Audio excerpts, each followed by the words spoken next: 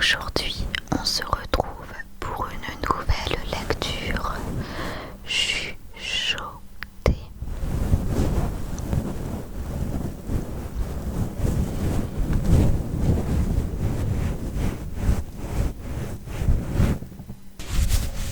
Avec l'accord de la maison d'édition Hachette, aujourd'hui je te lis le premier chapitre du livre La Petite Sirène,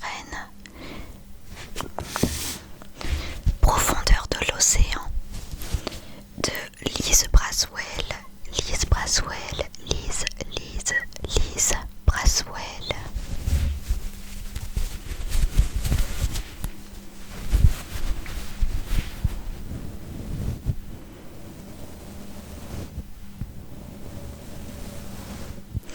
La dernière fois, je t'ai lu le prologue. Et donc,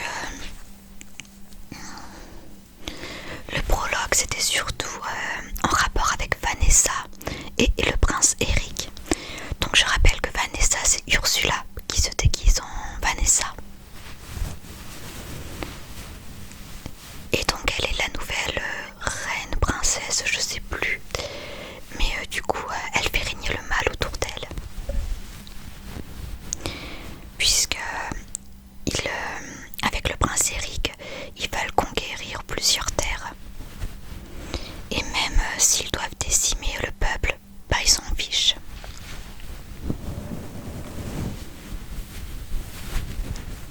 Mais avant de te lire le premier chapitre,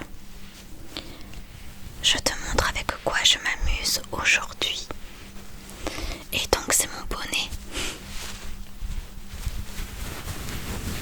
Je l'ai depuis 4 ans je crois, même plus. Et je l'adore.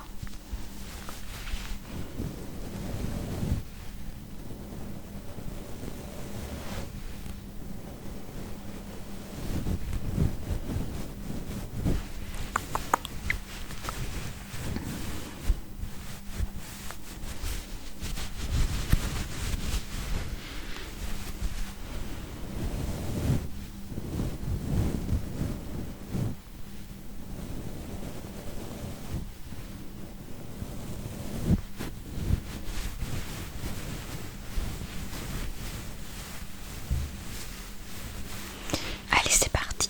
Je vais te lire ce premier chapitre.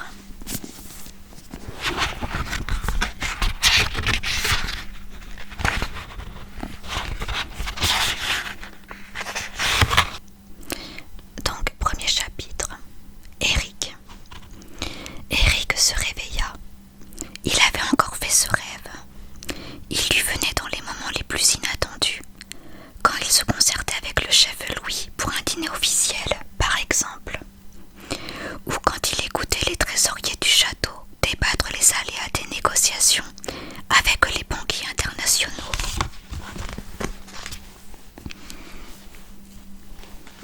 Ou encore, quand sa merveilleuse princesse palabrait au sujet de ses petites intrigues. Ce n'était pas tout à fait vrai. Ce rêve se présentait surtout lorsqu'il trouvait le temps long. Entre la fatigue et l'ennui, il avait toutes les peines du monde à garder les yeux ouverts. Il survenait aussi quand il était sur le point de s'endormir, le soir dans son lit, dans cet instant suspendu entre l'éveil et le sommeil. Pendant cette fraction de seconde, il entendait souvent des chœurs angéliques entonnant des hymnes incroyablement beaux. Il ne pouvait rien faire d'autre que les écouter. Il était déjà trop engourdi par le sommeil pour se relever et transcrire les notes à la hâte avant de les oublier. Mais parfois, au lieu d'une symphonie, il voyait autre chose. Il rêvait qu'il n'était pas le prince Eric, l'époux de la belle Vanessa, qu'il y avait eu une terrible erreur, qu'il y avait une autre fille, une fille éblouissante et muette qui chantait. Non, il y avait une fille éblouissante qui chantait, mais qui avait perdu sa voix en ce jour terrible où Eric s'était endormi. Tout ce qu'il avait vécu depuis n'était qu'un rêve. Dans cet autre monde, il y avait des sirènes. Il en avait connu une, Son père était un dieu. L'épouse princière d'Éric était une sorcière démoniaque. Et Éric, qui avait touché du doigt la béatitude, avait été trompé et plongé dans un sommeil sans fin, mais pas sans rêve. Il ouvrit soudain les yeux, pris de panique. Sous sa lourde tête ensommeillée, ses bras étaient croisés sur les pages de partition qui jonchaient son bureau. L'encrier s'était-il renversé? Ses notes étaient-elles tachées? Une bavure pouvait transformer un silence en liaison et gâcher toute la mélodie. Il leva les feuilles au clair de lune. Il y avait effectivement une petite tache. Là, juste quand le cœur entre en scène avec une triade majeure de ré, mais rien de grave. Son regard glissa des pages vers la lune qui rayonnait à travers sa fenêtre nue. Une étoile lumineuse lui tenait compagnie.